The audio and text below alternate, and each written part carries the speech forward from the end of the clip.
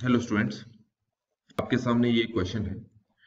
Question में क्या दिया है? आपको एक पॉइंट दिया है ए जिसके कोऑर्डिनेट है 1,2 और एक दूसरा पॉइंट दे रखा है जो कि इस कर्व पे लाई करता है। अब ये जो कर्व है हमारे पास, ये सर्कल है जो कि मैंने यहाँ पर ड्रॉ कर दिया है और इस ए पॉइंट को भी हमें यहाँ पर रिप्रेजेंट करना है। अब आप देख सकते हैं कि ये क्या है, सर्कल को तो सेटिस्फाई नहीं कर रहा है, लेकिन जब हम इसको सर्कल में पुट कर रहे हैं, सर्कल की इक्वेशन में, तो पता लग रहा है ये रेडियस से कम आ रहा है, मतलब 16 से कम आ रहा है। तो इसका मतलब हो गया कि ये जो पॉइंट है इस सर्कल के अंदर कहीं पर लाई करेगा। तो ये 1,2 मैंने यहाँ पर ए दिखा दिया है। बी क्या है? इस सर्कल का कोई एक पॉइंट है, वो पॉइंट कहीं पर भी मान लेते हैं। अभी के लिए मैंने बी पॉइंट यहाँ पर मान लिया। ठीक हो गया। अब आगे क्या कहा है? If the centre of the locus of the point P is the point C. इसका मतलब क्या है? आपके पास एक पी पॉइंट है, ठीक है। ये पी पॉइंट क्या कर रहा है? Divides the line segment A be in this ratio. मतलब आपके पास ये जो ए बी पॉइंट है, इस ए बी पॉइंट पर कहीं पर ये पी पॉइंट लाई कर रहा है जो कि ए बी को 3:2 में डिवाइड कर रहा है। तो 3 ध्यान रखना यहां पर लेंगे और 2 यहां लेंगे क्योंकि ए से बी की तरफ आ रहे हैं। ठीक है। अब ये जो पी पॉइंट है वो इस तरीके से मूव कर रहा है कि उसका एक सेंटर यहां पर बनता है जो कि सी अल्फा कॉमा बीटा है। ठीक हो गया। और जो P है ये ए बी लाइन सेगमेंट को इस रेशियो में हर पल डिवाइड कर रहा है। तो सबसे पहले हम क्या करेंगे, जो P है इसका लोकस फाइंड आउट करेंगे। तो हम क्या करते हैं, जो P है इसके कोऑर्डिनेट यहां पर x1 y1 मान लेते हैं और ये जो B पॉइंट है इसके कोऑर्डिनेट अपनी तरफ से आप कुछ भी अभी के लिए मान सकते हो।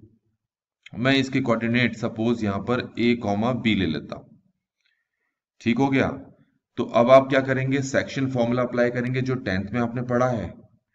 तो x जो हो जाएगा वो 3a प्लस 2/5 हो जाएगा x1, और इसी तरीके से जो y1 होगा वो हो जाएगा 3b प्लस 4/5।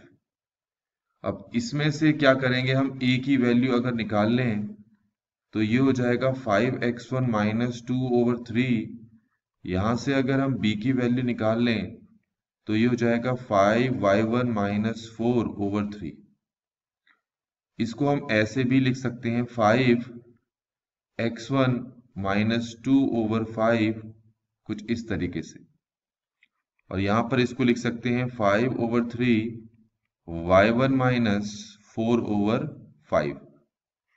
तो ये आपको समझ में आ गया होगा।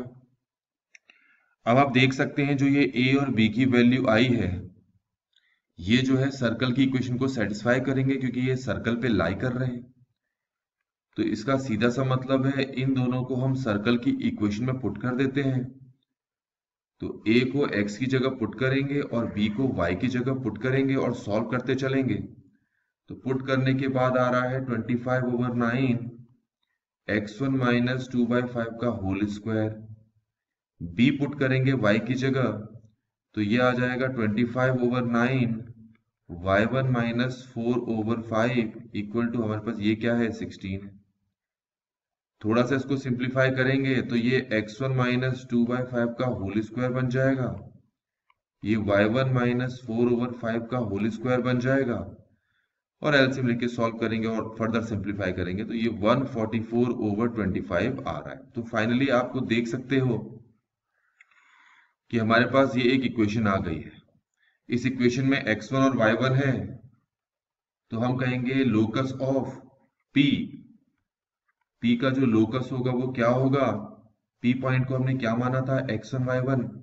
तो p का जो लोकस होगा वो होगा हमारे पास x माइनस 2/5 का होल स्क्वायर y माइनस 4/5 का होल स्क्वायर इक्वल टू 144/25। तो ये किसकी इक्वेशन आ रही है, एक सर्कल की इक्वेशन आ रही है, और इस सर्कल की इक्वेशन का जो सेंटर है वो है 2/5 4/5, जो कि क्वेश्चन में दिए गए सेंटर के इक्वल है। तो इस तरीके से मुझे C मिल चुका है। अब आपको AC निकालने के लिए कहा है।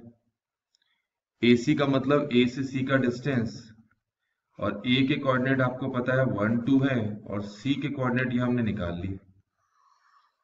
तो डिस्टेंस फॉर्मूला अप्लाई करोगे 1 माइनस 2/5 का होल स्क्वायर 2 माइनस 4/5 का होल स्क्वायर। सॉल्व करोगे तो ये 9/25 आएगा, यहां से सॉल्व करोगे तो ये 36/25 आएगा, आगे सॉल्व करोगे तो 45/25 आ रहा है।